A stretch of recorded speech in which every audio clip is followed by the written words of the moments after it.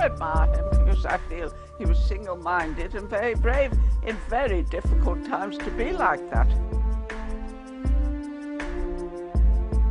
I think he was someone who worked tirelessly to give back to his community, both the poor and the needy, and those who were well established and sort of intellectual and quite wealthy as well. So he really reached out to all sorts of people in the community, worked very hard on their behalf. Born in 1856, William Henry Quilliam was the son of a wealthy watchmaker and became a solicitor after training at the Liverpool Institute. He was a wonderful grandfather, he loved children, and he used to come to the house at Christmas and he used to bring fabulous presents, and our eyes used to pop out because he was a very generous man, and he just sort of had a very, very special appearance. He used to always wear a frock coat with an astrakhan collar. He was a wonderful grandfather, he loved children, and he used to come to the house at Christmas and he used to bring fabulous presents, and our eyes used to pop out because he was a very generous man, and he just sort of had a very, very special appearance. He used to always wear a frock coat with an astrakhan collar, and he used to have long hair over his astrakhan collar, and he always wore tails and striped trousers, and that was his permanent uniform. That's how he always dressed. He was what was known in those days as a poor man's solicitor. In other words, in his practice, and in Liverpool where he had his big practice, they used to have what they called in Liverpool Mary Aarons, who were the flower women that used to sell flowers in the street. And they all had daughters that had illegitimate children, and they used to go to my grandfather to get paternity orders to make the father pay for these illegitimate children. When he used to go through the streets, the flower women used to throw their flowers under his carriage out of gratitude, because he never charged them.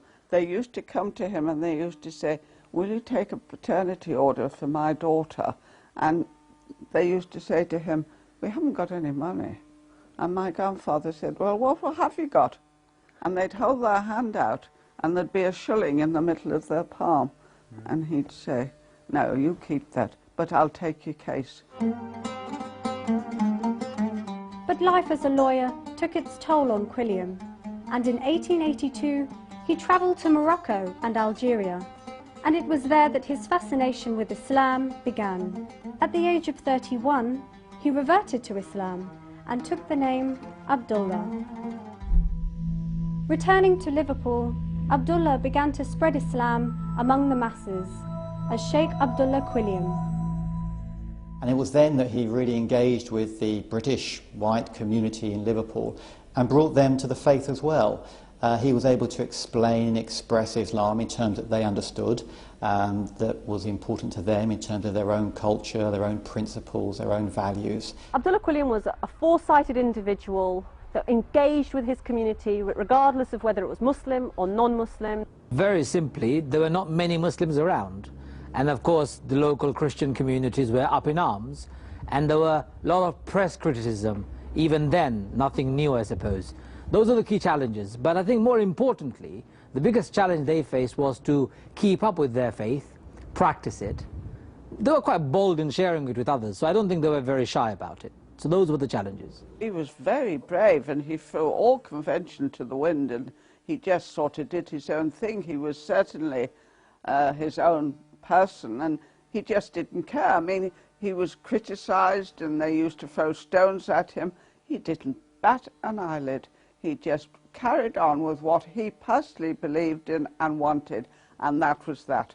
Abdullah Quilliam is what we could call a pioneer for the whole world and for many, many Muslims, and has an astonishing legacy that he left behind. He came from a Methodist background, and he was also one of the legal eagles in the city as well. And for him to move away from that and come into Islam must have affected his social life and his also social standing. Particularly after he converted to Islam, he did a lot of work in the community to support children. He founded an orphanage in Liverpool, also schools and an institute of learning. He was a person who believed what he felt strongly about, and in 1889 he strongly felt about his belief as a Muslim to introduce Islam in England. And in those days, of course, Liverpool being a port, and a very busy port, one of the busiest ports, the ships used to come in with the lascars on them. All the crew of these boats coming into Liverpool were mostly Muslims, and they used to get off the boat and go flat on their faces on the pier head, facing Mecca and praying. And that started my grandfather off, because he saw this happening and he thought, that's absolutely appalling. They've got no official place where they can worship. They're doing it in the street because there's nowhere they can go. That's when he built the mosque. He built the mosque, and he used to call them to prayer in Arabic from the minaret at the Liverpool Mosque. As soon as the boats used to come into harbour, they'd just go to the mosque when it was built. And it is at 8 Braham Terrace that Abdullah Quilliam established the first independent mosque in the UK.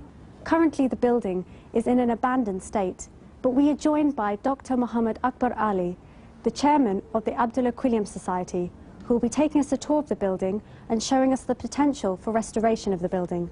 So let's take a look inside. So this is the main entrance of the building. It was the main entrance to the mosque, although the entrance is over there at the back.